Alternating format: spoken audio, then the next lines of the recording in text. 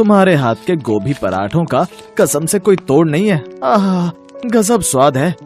हाँ भाई, ये बात तो तुमने बिल्कुल सही कही। मतलब अम्मा के हाथ के गोभी के पराठे और चाय, बस इसके बाद फिर और क्या चाहिए। अरे सब आप लोगों का प्यार है भैया जी। और दूं क्या पराठे? और क्या अम्मा, अरे एक पराठे में हमारा कुछ होने वाला है क्या? ललिता के ठेले पर आए उस ग्राहक की बात सुनकर ललिता के चेहरे पर मुस्कुराहट आ गई। असल में ललिता कई दिनों के बाद हंसी थी। जिंदगी ने उसे बहुत दुख दिया था, लेकिन फिर भी उसने हिम्मत नहीं हारी और फिर अगले दिन।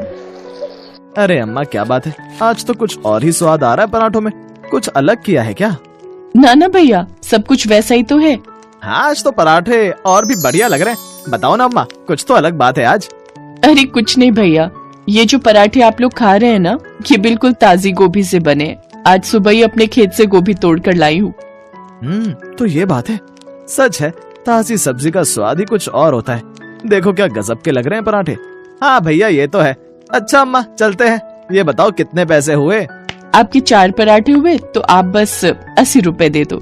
सही है अम्मा, केवल 80 रुपए में 2 लोगों के पेट और मन दोनों भर गए। और क्या चाहिए? ये लो आपके पैसे। ठीक है अम्मा, राम राम। राम राम भैया, राम राम। वो दोनों ललिता को नमस्ते करके आगे बढ़ गए। ललिता उन दोनों को जाते हुए देख रही थी। उन दोनों लड़कों को जाते हुए देखकर ललिता को अपने बेटों की याद आ गई।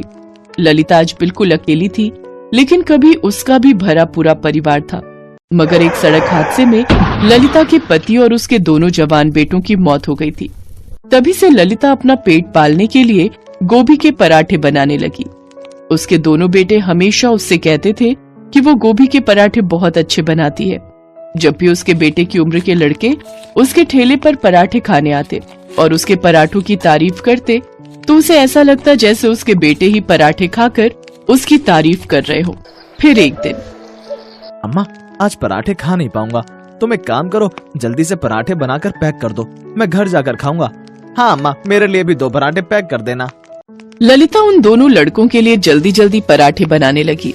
तभी उसने देखा कि 5-6 साल का एक लड़का लगातार उसके ठेले को देख रहा है। ललिता ने उसे देखा और पराठे बनाने में लग गई। ऐसे ही 2 घंटे बीत गए। वो बच्चा ठेले को देखता रहा। तब ललिता उसके पास गई। क्या हुआ लल्ला, तुम इतनी देर से यहाँ क्यों बैठे हो? आंटी, मैं खो गया हूँ। हैं? खो गए हो? अब कहाँ रहते हो तुम? नाम क्या है तुम्हारा?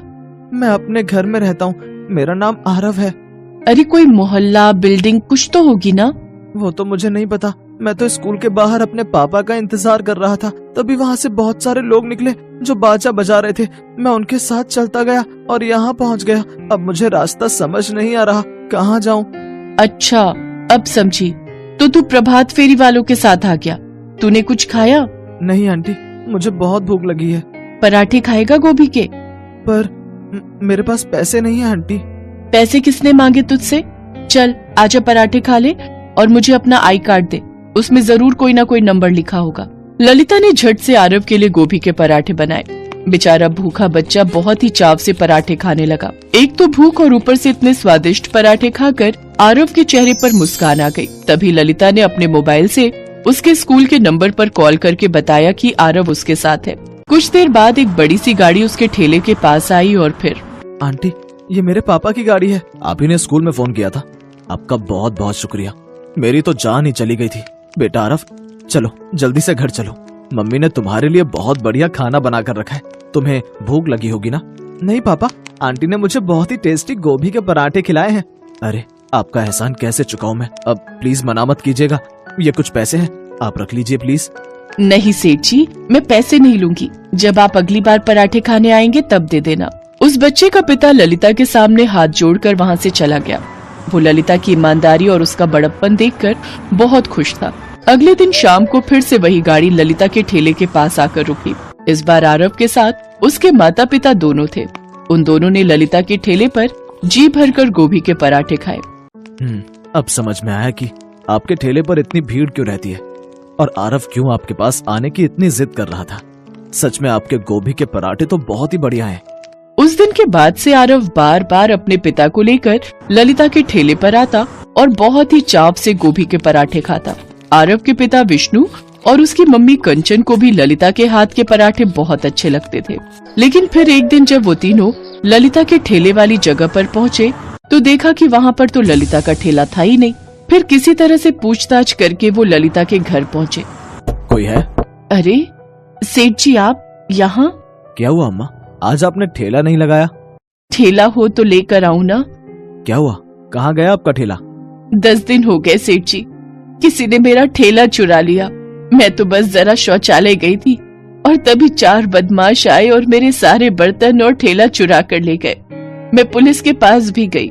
चौराहे पर वो कैमरा लगा था, उसमें वो चारों चोर मेरा ठेला ले जाते दिख रहे हैं।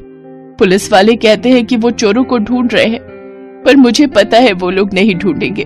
अब तो मेरे पास कुछ और करने को है भी नहीं, तो बस लोगों के घर जाकर बर्तन मांजती हूँ। ललिता की बात सुनकर विष्णु को बहुत दुख हुआ, लेकिन वो ललिता से बिना कुछ कहे वहाँ से चला गया। कार में भी वो बिल्कुल शांत था। और फिर अम्मा के साथ बहुत बुरा हुआ ना पापा, क्या हम उनके लिए कुछ नहीं कर सकते? करेंगे बेटा, जरूर करेंगे। अगले दिन विष्णु फिर से ललिता के घर पहुंचा और उसे जिद करके अपने साथ अपनी कार में बिठा लिया। वो उसे उसी जगह पर लेकर गया जहां वो पहले अपना गोभी के पराठों का ठेला लगाती थी। उस जगह पर एक बिल्कुल नया ठेला खड़ा था, जिस पर बड़े बड़े अक्षरों में लिखा था ललिता के गोभी के पराठे, जिसे देखकर ललिता की आंखों में आंसू आ गए। तब आरव ने आगे बढ़कर प्यार से बोला, अम्मा अब तो आप बनाओगी ना गोभी के पराठे? मुझे बहुत भूख लगी है। हाँ लल्ला, जरूर बनाऊंगी। अपने लल्ला के लिए हर रोज बनाऊंगी उसकी पसंद के गोभी के पराठे।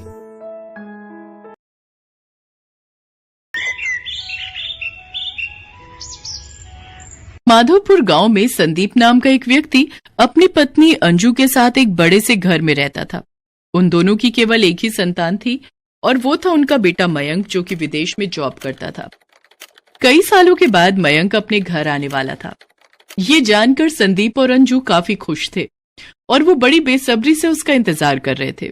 3 दिन बाद मयंक ऐना नाम की चाइनीज लड़की को अपने साथ घर लेकर आता है। मयंक बेटा, आ गए तुम, हम कब से तुम्हारी राह देख रहे थे। ये कहकर संदीप मयंक को गले लगा लेता है। तभी वो अंजू को आवाज देते हुए कहता है, अंजू, ओ अंजू, जल्दी आओ, देखो हमारा बेटा आ गया। मयंक के आने की खुशी में अंजू सुबह से रसोई घर में तरह तरह के पकवान बनाने में लगी हुई थी। तभी वो साड़ी के पल्लू से हाथ पोंछते हुए बाहर आती है और झट से मयंक को गले लगा लेती है। कैसा है मेरा बच्चा? कितने टाइम बाद तुम्हें देख रही हूँ। मैं बिल्कुल ठीक हूँ मम। अरे मयंक, ये तो कोई विदेशी लड़की लग रही है। कौन है ये? मम, ये ऐना है, मेरे ही ऑफिस में मेरे साथ काम करती है। तभी मयंक ऐना से कहता है, ऐना, ये मेरे मॉम डैड हैं। मयंक के ये कहते ही ऐना अंजू के पांव छूते हुए कहती है, पांव उठा लो सासू मॉम। ये क्या बोल रही है मयंक?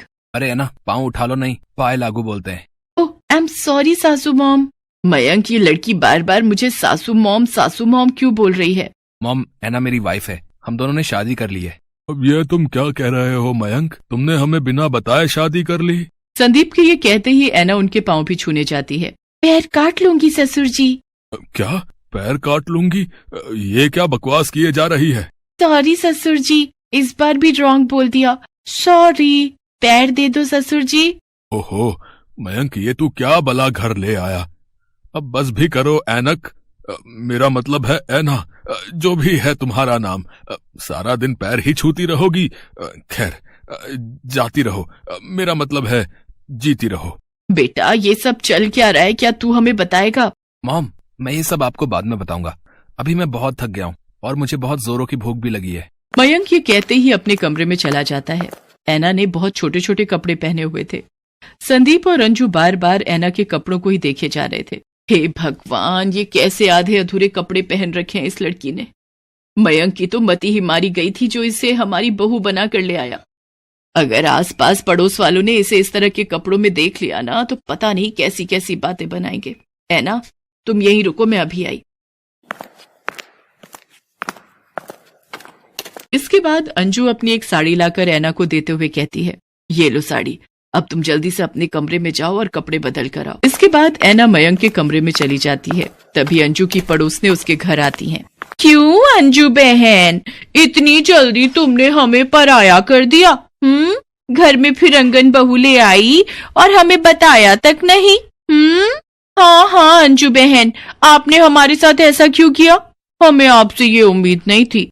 भाई क्या करे, जिसकी विदेशी बहू आती है ना, उसके ऐसे ही ठाट बाट बढ़ जाते हैं। क्या बकवास किए जा रही हो तुम दोनों?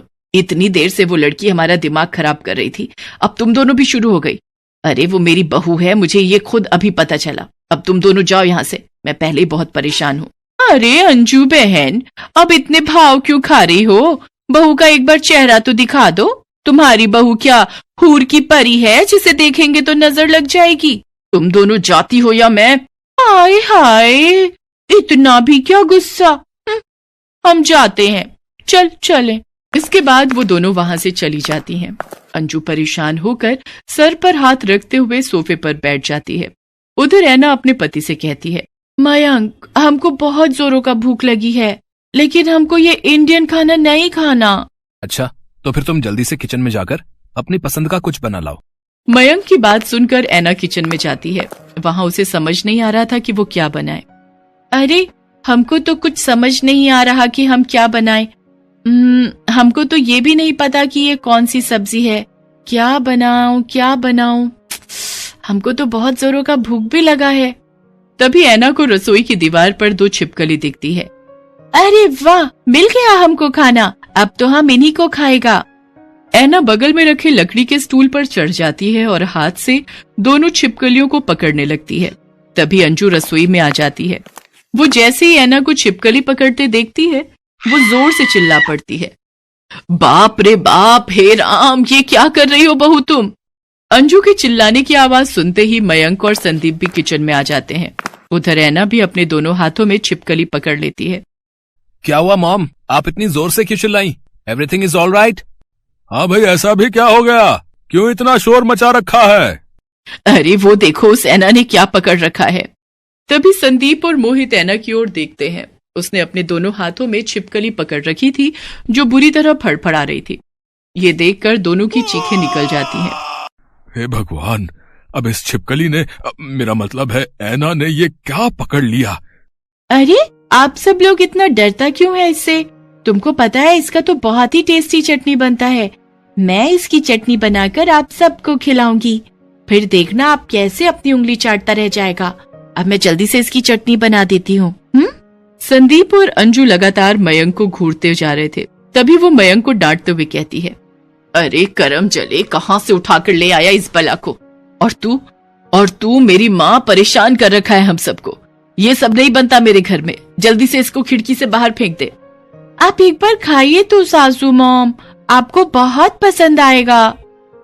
मैं तेरे पैर पड़ती हूँ ऐना, प्लीज जल्दी से फेंक दे इसे। अरे कौन सा वो मनहूस समय था मयंक जब तूने मेरी कोख से जन्म लिया। अरे ऐसा दिन देखने से पहले हम मर क्यों नहीं गए? मॉम आप चिंता मत करो, मैं उसे सब अच्छे से समझा दूंगा। चलो ऐना, अपने कमरे में चलो। अपने कमरे में ले जाकर मयंक ऐना को सब कुछ समझाने लगता है, उनके घर का खाना पीना, रहन सहन।